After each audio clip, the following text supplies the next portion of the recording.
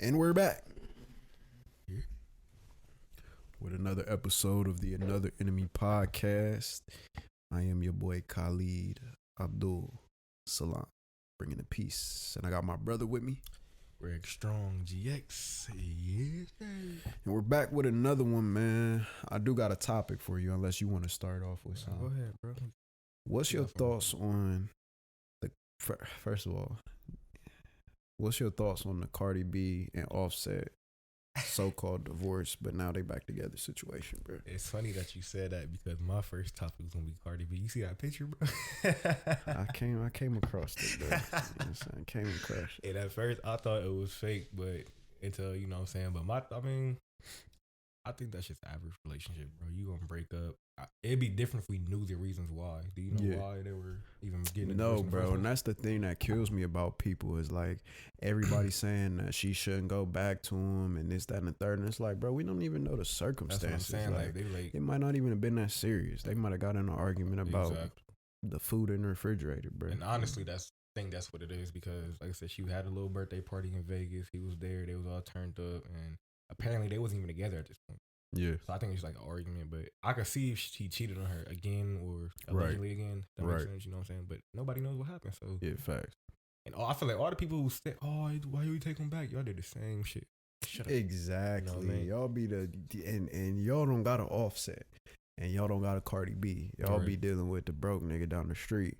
You know what I'm saying? She just got what she get, a Lambo truck or something like that? I think he said he bought a Range Rover with a baby. Was it a Range Rover? It was something. It was something. Or Rolls Royce. That's what it was. Rolls Royce. Maybe it might have been something like that. That joint was dope though, bro. Yeah, you know what I'm saying? How you feel about the picture though, bro? Because I feel like, the way she explained it, she said that she felt like her lip was swollen, so she took a picture. She was sending it to Offset, accidentally posted it on Instagram, and you know how like she was saying that it was loading, so she turned her phone off thinking that it wouldn't upload all the way, and it did.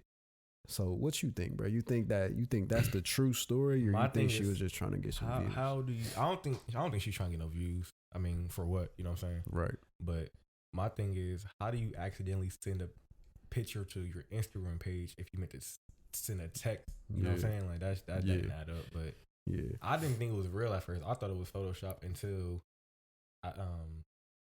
I was watching The Breakfast Club, and I guess she said something about it. She said she didn't mean to do it, but she don't care. She used to be a stripper, so people used to see her titties all the time. But the funniest thing about it was the memes, bro. That's what. Fact. Somebody had an Aunt Jemima pancake. It's crazy. That's what was hilarious with the butter, bro. That was. But it's so crazy because if this was any other celebrity, it would have been like, I feel like it would have been way bigger. But since she was a stripper and people have already seen her naked, it's like, it's not really that big of a deal for her. But I mean, there's other celebrities, like, you know what I'm saying? Like, for example, I know Rihanna did it one time. So it's like, Rihanna's really cared about that. Amber Rose. It's a lot of people. I want to say Nicki Minaj maybe, but I don't know, bro. As far as that goes, it's like, who cares? Yeah, it ain't really that big of a deal. You know what I'm saying? Like, it made news for a couple of days and that was it. Yeah. So, next topic, bro. But we got this election coming up, bro, and yes, sir, ski. I've been. How you feeling, bro? You gonna get out there and vote? I don't know, bro, because it's like it's making me mad what these people were saying, bro. Okay, for example, Lindsey Graham, the senator in South Carolina, he made a remark. He said segregation, and I can't quote a word for it. I was trying to find it, but it's a video that I seen where he said it. But he pretty much said segregation was the good old days. He didn't say it in those words, but you might, like, he said, he was talking to someone else, I can't remember her name. He said, would you consider something going back to the good old days of segregation? And then, you know what I'm saying, Charlemagne went off. And then, what else he had said in the other press conference? He said that you could be black and I think be in the Senate or something along those lines. You could basically have some position of office. You just have to be conservative and not liberal. You know what I'm saying? Okay, see, and even if you're black, basically. Like I said, if you're gonna say that, you have to say that about you can be black and go anywhere. Nah, you should go anywhere and talking to everybody. You know what I'm saying? All different races. So, I mean, stuff like that does make me want to go out and vote, but it's like, I don't know, bro. Do you think My bad. I was gonna think about mailing in my vote until that whole situation when that lady got her ticket lost. I was like, I don't know if that's safe. And, Yeah. You know what I mean? Do you think that life was better for black people before before do you think that life was better for black people during segregation or after? I mean, I would say after. Think so? I mean, yeah, because I think it was worse. Elaborate. I think now that everything's integrated, I feel like black people have lost their minds, bro. Like we really think we're free. We don't have any hustle to really actually seek real change. We think that voting is really going to do something. Voting for the president. Now, voting in your local election, that's something different. But we think that. I just feel like if you look at the times of like Martin Luther King Jr. and Malcolm and, you know, all of these different black leaders, Rosa Parks, so on and so forth, I feel like during that time, they actually had a real goal. Like you could see it. Like we want to be not even necessarily so much be accepted, but we want to be able to do what we want to do, basically. Right, you know what I'm saying? And now that black people have a little more freedom, it's not really freedom, but a little more freedom, we're blinded by that shit. You know what I'm saying? You know what I'm saying? You know what I mean? And I just think that we were more driven, you know what I'm saying, during segregation. Okay, I get you on that one. You know okay, that makes sense. I guess I agree with you on that one. Yeah. I think obviously we have more rights than we did then, maybe. You know what I'm saying?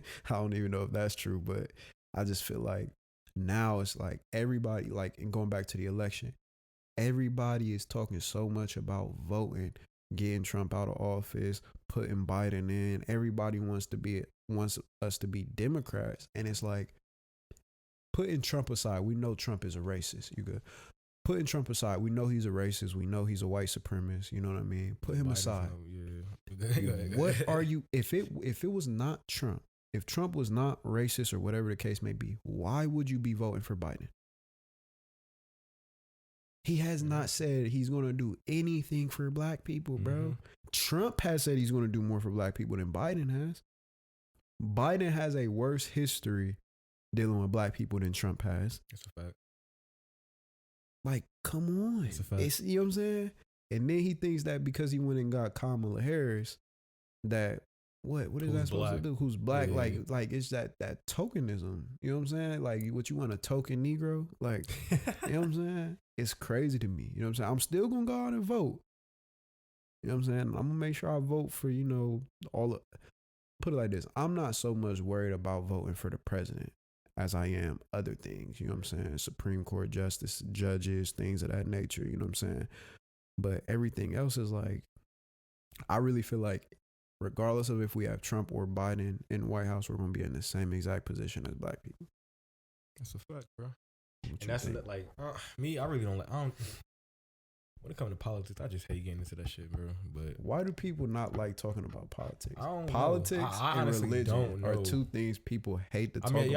I get that, but I'm saying, like, me, I don't mind talking about religion, but politics is just, I don't, especially after all the police brutalities and all that stuff, bro. It's like, they're not going to do anything about that. And that's, you know what I'm saying? So I just don't even get into it. Why would they, though, bro? Like, why do people even expect a white man or woman to do something about police brutality towards black people? I don't understand it. Like, I really don't understand. Like, what do y'all want? Like, what do y'all want, bro? It's I'm telling you, it's crazy to me. Like, because it's so simple to me. We gotta go out there and we gotta. We don't even gotta go out there and stand. We don't gotta go and protest or march or any of those things. The only thing I feel like that will really change the situation for black people in this country is if we come together and actually change it ourselves. I don't understand what y'all think they're gonna do. Like, let me ask you this, bro. Go ahead. If you have $50 million right now, in your account, 50 million. Let's say 100 million. You got 100 million in your account right now. And a person you don't know, you never met, you don't have any connection with comes to you and says, you should give me 50 million of your 100 million because your great grandfather killed my great grandfather. Would you do it? No. So what? I'm just trying to figure it out. Yeah. It makes sense. You're asking for a person of privilege to give up their privileges because of something their great grandparents did. Do y'all really think that's gonna work? That's why we still ain't got no 40 acres in a mule. Y'all go out and y'all destroy the city and think that is going to change something. I don't understand it. Y'all think if y'all go out and vote, this is what I really feel like, bro. I was listening to this Dr. Umar live video, and I think I'm gonna take a real quick break. No, but I was listening to this Dr. Umar live video, and he was saying how he feels like all of these black people are trying to tell people to go out and vote because it's the least amount of effort that you have to put in that makes it seem as though you want real change. You know what I mean? And he was just saying if black people would invest into the black community more, if you would spend more time, like let's say you work 40 hours in a week and you got, let's just say you got an extra 200, let's say you got an extra 50 hours at the end of the week that you could spend just on leisure time. If you would spend 25 of those hours investing back in the black community, you know what I'm saying? Whether that's teaching your kids about black history or, you know, investing into your local community and things of that nature, black people would be in a much better position than you would be going out to vote. And I agree with that, bro. Okay. You know what I'm saying? Yeah. It's like, I feel like we say we want change, we say we want this, but we're not really willing to put in the effort to actually get it, bro. Not enough of us are, at least. It's crazy too. I remember watching the 85 South show, and pretty much DC was saying it's the same thing. Like it was weird. But this is on a completely different topic, bro. And this is something I came across reading. Like Quit being house niggas. So I came across this article, I guess you would call it. It was a true story though. This lady from Florida, right? Who, by the way, she was on crack, right? She gets arrested because she beats her husband up because he refused to give her oral sex. Wow. It's just funny to me because it's like the thing that you would do because you're on crack, bro. It's just like almost insane, bro. And I bring that to me staying on the west side, bro, and seeing like these people walking up and down the streets, bro, and how they are. I just be like, yo, I just don't understand it, bro. And I just don't understand how people be on other drugs like this. And it goes back to what we talked about a while ago about that one lady. I forget where you said she was, but she ended up getting shot by the police. And when they did the autopsy, oh yeah, the so lady, they found penises in her edge. Yeah, so that's I just wanted to crazy. say that real quick. What do you think? Like, what do you think when you say like living on the west side and stuff like that? What do you think it is about those areas that breeds those type of people? I don't know, bro. I think that shit is one of the areas that has the most amount of drugs in the city. And I feel like people move out there because they know that. Of course, not me. Like I said, my grandma been out there for years. Yeah, fact. I just think that's where they be like, oh, that's where we're gonna go. And it's a whole bunch of prostitution and all that going. I feel that's a way to make money to other people than having actual work. Yeah, because I swear it's more prostitutes, drug addicts, and homeless people on the west side than any side of Columbus. I think so. Yeah, but I don't know. Like, you know what I'm saying? I don't know why they about. I mean, that's the only thing I can think of. The craziest part about that to me, bro, is like on the west side, you see cops all day long. But it's still so much crime that happens out there. Man. And I feel like that just goes to show that adding more police to an area does not reduce crime. No, not at all, bro. You know what I'm saying? And that kind of goes back into what we was talking about with the election and everything, bro. It's like, I feel like this when it comes to communities that are in poverty or communities where black people are in poverty or whatever the case may be. Mm-hmm. Like, people aren't born criminals, bro. People aren't born drug addicts. People aren't, well, sometimes if you were a crack baby, you know what I'm saying? You know what I mean? And I don't say that to joke, but, we know that's real. That's but nonetheless, bro, people aren't born committing crimes. People aren't born killing people or robbing or whatever the case may be. I feel like almost all of that has to do with your environment and the way that you're raised, bro. I mean, that could be it, but you got to think about, like, you know what I'm saying, the environment we came in and things we seen, and you know what I'm saying, that's not a part of our life. Mm-hmm. So I think maybe it could be that, but why you think it was different for us?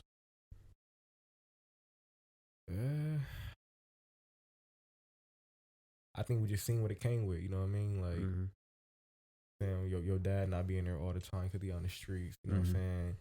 Them getting locked up, you know, people our age that was even younger than us dying out here, you know what I'm saying, getting shot, people getting robbed, all kind of crazy stuff going on. So I feel like we don't even want to be a part of that because we already see it here, you know what I'm saying? Plus, we never had interest in that, you know what I'm saying? So I think that's why. Versus you got dudes growing up, they see that, oh, dudes out here shooting, gang bang, I want to be a part of it, I want to be cool. And then that's how, you know what I'm saying, it goes. And a dude go to jail for so much time, get back doing the same shit. And I just think it's like a mindset. I think that when I analyze my life and I look at the lives of others, like a lot of people who, we know and they are, still in the same positions or whatever the case may be, I can only find one central thing that really separated me from them. And that's the fact that I moved. Okay, that could yeah. Same thing with me too then. Okay. Because, bro, and it goes back to what we saying about the crackheads, bro. It's so crazy how you have conversations and everything comes full circle, bro. Right. But it's just like what you surround yourself around, bro, you become that.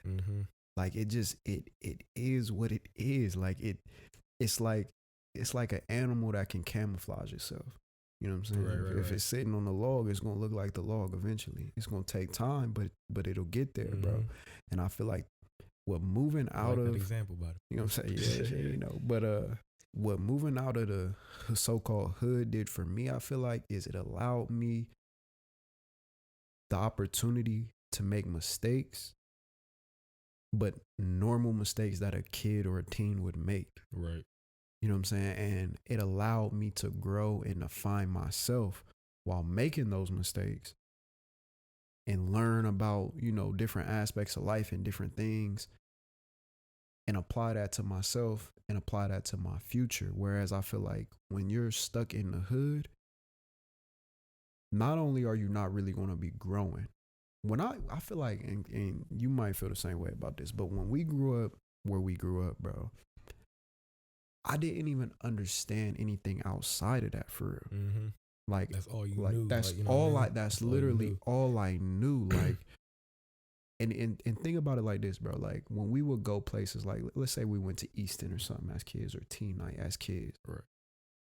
Even when we go outside of our neighborhood, it was still our, you know what I'm saying? It's still bloods, it's still gangs, it's still you still gonna see trying to be tough that you see in your neighborhood. You know what I'm saying? It's not even like now when I go to Easton, I go into like the store where there's like kitchen appliances and furniture and into different clothing stores. Like before you go into like Foot Locker because you might want the Jordans and something like and stuff like that because that's what the hood is about. But then it's like you might be at the food court talking to some chicks. You know what I'm saying? Like that, and that's it. Now it's like I go there and I go to Barnes and Noble. You know what I'm saying? And it's just like now I'm able to live my life. I'm off the Copper Squat Cheesecake Factory. You know what I'm saying? Yeah, you know what I'm saying? It's like I live my life now with the open mind, whereas before I was so closed-minded because all I knew was our neighborhood. Right. You know what I'm saying? And I feel like when you start going through that, and we even, we touched on how do people become crackheads or whatever the case, addicted to whatever drugs they're addicted to. And I just feel like when you're living in that, you start to go through things, you deal with trauma, and you got to find a way to escape that. That's a fact. Because you're seeing it every day. And eventually, a lot of people will start trying different drugs or smoking, drinking, popping pills, which is something that people are doing crazy now, popping pills. It's like, I feel like people are just trying to deal with that pain or trauma, or maybe it might not even necessarily be pain or trauma. It might just be something to keep you mellow. Right. You know what I'm saying? And it's just crazy to me, bro. But I feel like if people could just, that's why it's like I go back to the election. What really changes is you got to change you. Voting for a president don't change your circumstances, bro. We seen it. Like, how many presidents have we had now? Exactly. You know what I'm saying? Yeah, same shit going on. It's the same thing. We've had a black president, nothing changed. We've had Democratic presidents, nothing's changed. We've had Republicans, nothing has changed. So what does that tell you? You have to change you. You have to change you. Stop relying on everything else. You know what I'm saying? And it's just like, bro, it's crazy too. People like, it's funny how you said that, because when I think about, when you say that, first thing I instantly think it was like stimulus checks. How people just, oh, y'all waiting for the government to give out some money. You know what I'm saying? Like, don't get me wrong, when you got it, it's like, it's all good, cool, a little 1,200 smooth. But it was people out there like really like, yo, where is it at? I'm telling you. I'm like, I get the whole, you know what I'm saying, the COVID thing and all that, but yeah, it was still places where people can work and all that. But if you was one of those people that have to want it to be safe, I get it, I understand. Yeah, it's a little different. But it's like, bro, it's like nobody can change your life but you. But you, facts. You know what I'm saying? And if you don't have a mindset of investing into you and your people, it ain't gonna happen. It will never happen. Like, I really hope black people understand we're the only people in this country who don't invest in each other. The only ones. You can't point to one other people in this country who do not buy from their own community, who don't invest in their own community. You can't name one. That's the fact. I'll challenge anybody to name one. You know what I'm saying? Right. Africans from all over Africa come here, whether it's Nigerian, Somalian, Ethiopian, Moroccan, whatever the case may be. They come here, they invest in their communities. You go to a Chinese food restaurant, we talked about this before, it's going to be nothing but people who are Chinese working in there. Facts. White communities, that's all over the place. Jewish communities, Indian communities. My mom was just telling me a couple of days ago, I was talking to her. It's a neighborhood like right on the outskirts of Reynoldsburg, going towards Broad Street. And there are some I can't remember the nationality of people that it was, but they are basically buying that entire neighborhood. They told one of the people who had been living there already, name your price, we will pay you in cash, but you got to move out today. Wow. He said, I don't have anywhere to go right now. It's a house. Like, you can't just get, you know what I'm saying? They said, we will pay for you to stay in a hotel, but you got to get out today. So name the price of just the whole house where they can just buy his crib? Yes. I don't know. I probably would have did that, but he did it. It would have been at least move out today. Yeah. But the thing about it is, like, that's what they've been doing that for that whole neighborhood. Right. They've already bought multiple houses, bro. And it's just like, what are we doing? You won't find no black people doing nothing like that, bro. Why don't we have any? There's no neighborhood. There's nowhere. I don't feel like there's anywhere in America. I could be wrong. And if somebody listens, point it out to me. There's nowhere in America where you could find in a black neighborhood that there's a bank, school, grocery store, and a hospital. Name me one place. Those are the four main institutions that you need in order to create a solid community foundation. You can't name me one where it's a black-owned bank, schools, a grocery store, and a hospital. Name me one in America. You can't. When y'all hear this, y'all let me know, because somebody find one, because I can't either, and that's sad. And it's like, that's bro, sad. But we spend so much money. I heard that the black community in America grosses, I think, $1.2 trillion every year, I think. But y'all want a stimulus check? Y'all want some handouts from what y'all think they about to just write off some money For just what? Unemployment and everything, bro. What? There's no reason. If I own a business, let's say I'm a white man, I own a business. There's no matter of fact, let me give you a better example. Let's say I'm from the Middle East, I'm Arab, let's say I'm from Saudi or something. I come here, I buy a corner store, I call it Courtright Market, and I'm selling you drinks, food, swishers, whatever, cigarettes, whatever the case may be. Mm-hmm. And you're coming in and buying it on a consistent basis, but you're not investing any of that money into your community. Why the hell do you think I'm going to give some of my money to your community? Right. Facts. Because it's a nice thing to do. It's crazy to me, Talk bro. your shit.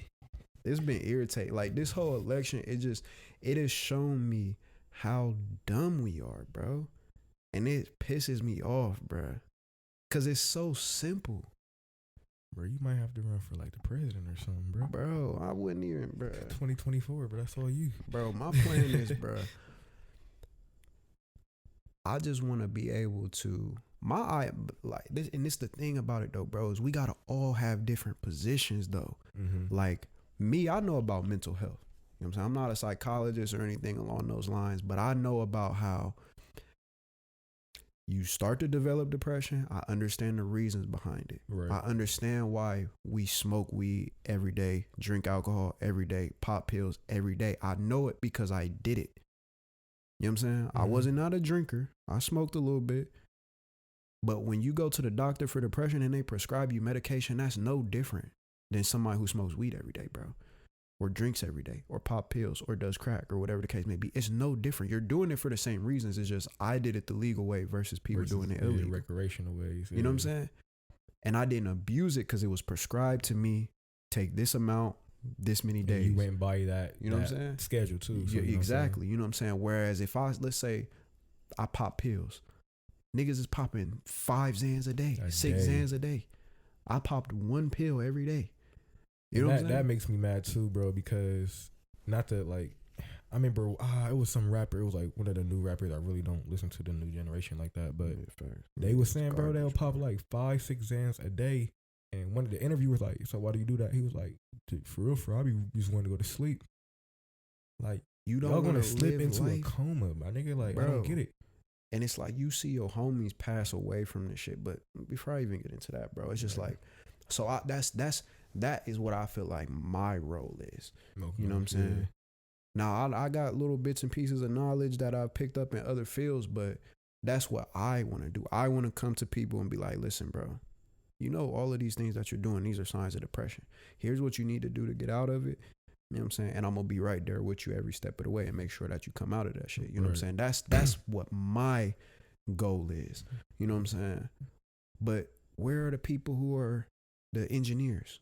Where are the people who know about Black history? Where are the people who know about the automotive industry? You know what I'm saying? Where are the salesmen at? Where are the chefs? Where are the... Bro, the way that you really create real wealth within your community, aside from owning property and everything along those lines, what are the things that you produce the most of? Why do we not own anything in the music industry for real? Why don't we have any real labels?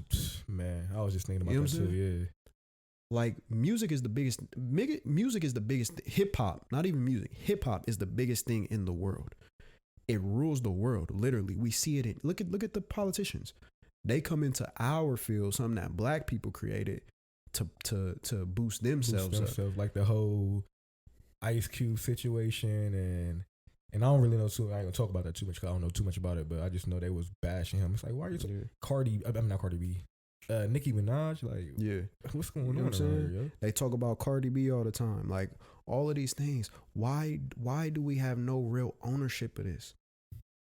At the end of the day, every label, every high label, there's a white person that's running the whole thing. Bro. I'm telling you. I don't know. One, like Jay-Z, I know, but he's signed. Rockefeller's signed to some label too. So am I right? I don't know. I'll have to look into that. It's crazy to me, bro. Like clothing. Yep. Why are we not investing more into Black owned brands? Why are we going out and buying Gucci and Louis and Prada and XYZ? it's ridiculous, All y'all bro. knew about red Fast bottoms. food. Why are there no fast food companies that are owned by black people? I'm not talking about franchises. I'm talking about owned corporations owned by Right, black people. Why right. don't we have any of those? It's a McDonald's damn near on every corner, a Wendy's on every corner, a Popeyes on every corner. Popeyes got y'all the most because Popeyes. Correct me if I'm wrong. I don't think Popeyes is owned by a black person. I don't think so. You know what I'm saying? I can But find they, out, but like, I don't you know think what so. I'm saying? Like, maybe they are. You know what I'm saying? If they are, I apologize. I'm wrong. But nonetheless, my point still stands. Why don't we own any of it, bro? Even Bojangles is owned by a white person, and it's crazy too because if y'all knew the history of who Bojangles Nigga, was, the name. you know what I'm saying? Like, and for Bojangles who those who sound don't like know, slavery, let bro. me give y'all some knowledge, my nigga. for Bojangles it, is he was a slave, and they used him as entertainment. He tap danced. You know what I'm niggas saying? eat that every day, And I want to so- say, I'm not 100%. I know for a fact he tap danced. I don't want to say this for sure, but I think he had to do the little blackface with the clown look with it. I'm not 100% sure, but that's who Bojangles is. It sounds like that, bro. So anything I'm with gonna have to- jangles in it. I is know wild. for a fact. Actually, I know for a fact Bojangles is not owned by a black person. I could tell just by You know how what I'm it saying? Because tasted. I never had it. But if they Garbage. was owned by a black person, that's kind of fucked up in the black community. But we don't own anything, man, bro. nothing. All of our money goes outside of our community. Why? But this is why. Because the white man is always trying to run with the black. Bro, but the reason being is because we allow it to be the way that it is. We don't actually take control of our lives. We put all of our money on Jordans. Don't get me wrong. All right, if Michael Jordan is still making his bread, cool, I get it. But Michael Jordan ain't. I ain't even gonna get into that. We don't invest it back into ourselves. As soon as you get paid on the 1st or the 3rd or whatever the case may be, your money's going right outside of your community. Even if you're getting government assistance, you're putting it right back into the white man's hand. Mm-hmm. And it's annoying to me, bro, because it's right in front of our faces. But we got people who promote this idea of voting. Don't get me wrong. Go out and vote in your local elections and everything. But do not think for a second that you going out and voting for a president, Biden or Trump, is going to magically change the black community. It's not, bro. It's not. You know what I'm saying? Talk your shit, preach, bro. Bro, I wish y'all could understand how much it irritates me, Man, though, bro. That's why you think, bro, when I've been watching these interviews, bro, and it's just like, it's to the point where the debates, bro, I just be like, shut up, bro. Bro, look at how much they talked about black people in the debates. And by bro. the way, the president does not have COVID. I still don't believe that. Yeah, that nigga lying, bro. He trying to get y'all to take that vaccine, trying to wipe y'all out. Out the planet. You know what I'm saying? Going, bro. It's just, bro. I don't know, but we gotta salute people like Killer Mike. You know what I'm saying? Mm-hmm. Rapper from Atlanta, because he partnered up with a few other individuals to create a black-owned bank. You know what I'm saying? Y'all can go and Google that, search it, and go and open an account there, man. They'll be doing loans and stuff. There's not even any promotion. It's just something that I heard. Right. It's called the Greenwood Bank. You know what I'm saying? But if Killer Mike, you do happen to hear it by any chance, that is promotion. If you want to slide a little something our way, you know what I'm saying? But it's just, bro, let me ask you this before we go. It's the last. We can end it off on this, bro. Unless you got another topic. But what do you think are the next steps for black people if we really want to change our lives? That's a good question. And I would have to speak for all black people if I would have to answer this question, obviously. Mm-hmm. But I think for real, like we just have to come together, bro, and make a solution that's not including the government. That's not I mean, of course, you're gonna have to need some government assistance, but then again, bro, is that really gonna make a difference? With do you think it's gonna have to take way more than just coming together and creating our black-owned businesses? Let's say for example, if we got the black-owned school, bank, hospital, grocery store, like we just talking about, do you think everybody's gonna really still contribute to the black people are still gonna contribute to those black-owned businesses? Do you think they're still gonna go outside of that? Because I think so. I think it'll probably be some people who do that, bro. But I think if we were able to establish those 4 institutions within the majority of black communities, or at least in the most populous black cities like Detroit, Atlanta, Cleveland, places like that. You know what I'm saying? I feel like we would be able to sustain enough of a circulation of our own income within our community to sustain each other. You know what I'm saying? It's probably gonna be it's still gonna be fringe people, because that may not happen everywhere in America. But I think that, you know, if we could get it in at least the major cities, I think we could make a real change, bro. And then at least people could migrate outside of there. Like, even if it's not, let's say it's not one in Columbus, but it's one in Detroit. Detroit's not that far away. Yeah. Let's move out there. You know what I'm saying? Okay, that makes sense. I feel like the real thing that people really have to do, this will be my piece of advice to black people, bro, is this. There has to be a real spiritual awakening amongst our people. And I hate to be the so-called preacher, or, you know what I'm saying? I don't ever want to be labeled a preacher, by the way. You know what I'm saying? So don't start calling me that. But I think, preach. I'm telling you, I really feel like all of the problems in our community, it to answer all of the issues that we have, whether that's drugs, whether that's investing into your people, whether that's loving your people, loving yourself, these are all spiritual aspects of life, bro. You know what I'm saying? And I really feel like, and I hate saying this, but the loss of religion, and 2, Christianity. And I'm not trying to take a shot at Christians, so please, y'all, don't take it that way. But when it comes to investing in your people, when it comes to your diet, when it comes to your day-to-day morals and principles, meaning how do you feel about what is right and what is wrong? Tell me how Christianity answers those questions for you. I knew you were about to say that too. Like, you know what I'm saying? Like, I knew you were about to say that. Like, how does Christianity answer it for you? Like, what is it that you have taken from your religion of Christianity in those areas? Morals and principles, dietary things, drugs, or how you deal with trauma and pain, and what do you do? Right. You know what I'm saying? I challenge any Christian to tell me that. Because when I was growing up as a Christian, those answers were not there. It was just believe in Jesus. Jesus died for your sins. All is forgiven as long as you believe Jesus is God. Jesus is Lord, so on and so forth. He died for you. You know what I'm saying? Right. That don't. But you still it sound good. Answers, you know what I'm saying? So sound beautiful. God gave His Son. Name somebody who would give their son for all people. Right. Nobody can. Right. God gave His Son. It sounds beautiful. It does. But if you really break that part down, we could be talking about that all day. What are you living by on a day-to-day basis? Because what I feel like ends up happening, bro, is we start relying on other things to dictate those aspects of life, bro. Like, we talked about this before on another episode.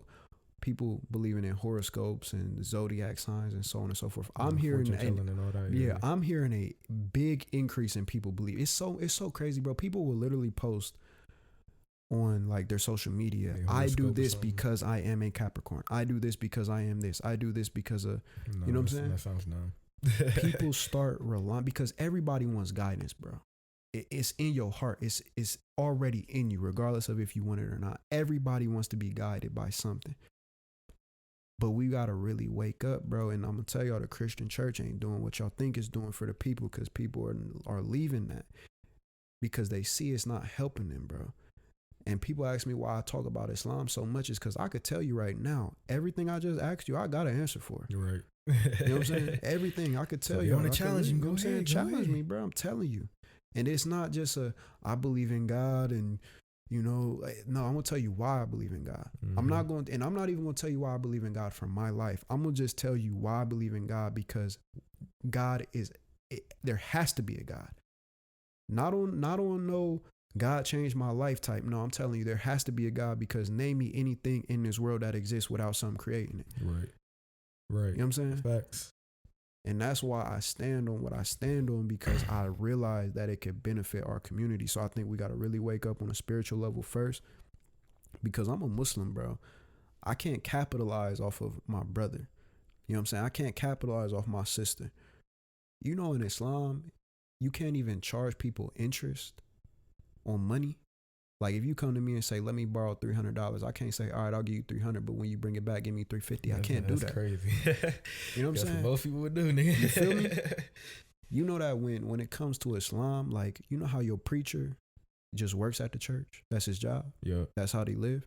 You can't do that in Islam. You can't go to the mosque and get a sermon and think, oh, this is how I'm going to make my money. No. People go to the mosque, give a sermon, and leave out and go back to their job. You know what I'm saying? It's all of these things, bro. And like I said, if y'all want more of that, Peace Seekers podcast. But we just got to have we got to wake up, bro.